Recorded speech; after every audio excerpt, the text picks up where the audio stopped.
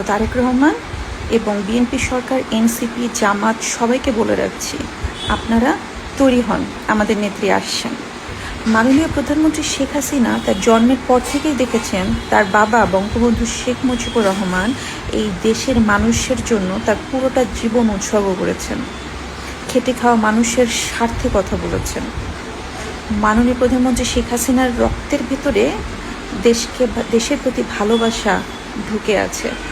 তিনি জানেন কিভাবে দেশকে ভালোবাসতে হয়, কিভাবে দেশের মানুষের স্বার্থ নিয়ে কাজ করা যায়।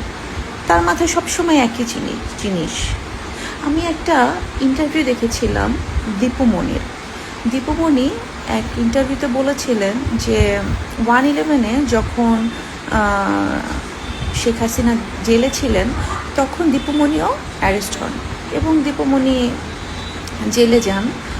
একসাথেই তারা দুজন ছিলেন এবং তিনি সারাক্ষণ দেখতেন শেখ হাসিনা সবসময় ম্যাপ করে যে তিনি যখন সরকারে যাবেন, ক্ষমতায় যাবেন, তখন অমুক জায়গায় রেল লাইন করবেন, অমুক জায়গায় এটা করবেন, তমুক জায়গায় এটা করবেন। তখন দীপুমণি বলেছিলেন যে আপা, আপনি ক্ষমতায় যাবেন কি যাবেন আপনি তো শিওর না, আপনি এখন জেলের ভিতরে, আপনি এখনই এত প্ল্যান করছেন কিভাবে, কেন?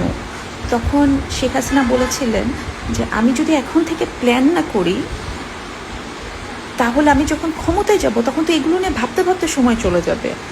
আমি এখন ভেবে চিন্তে ঠিক করে রাখছি যে আমি ক্ষমতায় গেলে দেশের জন্য উন্নয়ন কী করব, তাহলে আমার ওই 5টা বছর ইউটিলাইজ হবে, আমি দেশের মানুষের জন্য কাজ করতে পারবো, সময়টা ওয়েস্ট হবে না। অন্যদিকে তারেক রহমান পরিবার থেকেই শিখে এসেছেন যে নিজেদের স্বার্থে কীভাবে কাজ করা যায়, চুরি, বাটপারি, সন্ত্রাসবাদী করে কিভাবে নিজেদের স্বার্থ হাসিল করা যায়। আমরা এখন যেটা দেখছি, এই যে পাকিস্তানপন্থী, এই যে চায়নাপন্থী হয়ে কিভাবে আমাদের দেশটাকে আবারও একটা জঙ্গি রাষ্ট্রে পরিণত করা হচ্ছে, এটা কিন্তু আমরা দেখতে পাচ্ছি। আপনি 2001 থেকে 2006-এর যে শাসনামলটা, সেটা যদি গুগল করেন তাহলে আপনারা অনেক কিছু জানতে পারবেন। এই গ্রেনেড হামলায় এই জঙ্গি একটা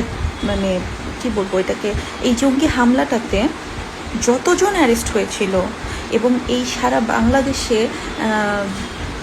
যত চোর, বাটপার, সন্ত্রাসী ছিল সবাইকে মাননীয় প্রধানমন্ত্রী শেখ হাসিনা জেলে ঢুকিয়ে রেখেছিলেন যাতে বাংলাদেশ নিরাপদ থাকে। আর তারেক রহমান এসে কী করলেন?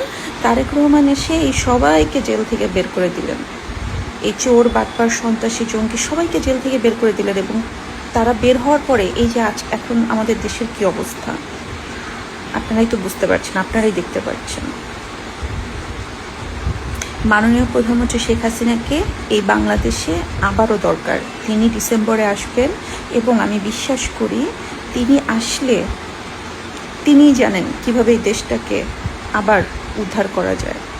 তো তারেক রহমান এবং বিএনপি সরকার, এনসিপি, জামাত সবাইকে বলে রাখছি, আপনারা তৈরি হন, আমাদের নেত্রী আসছেন।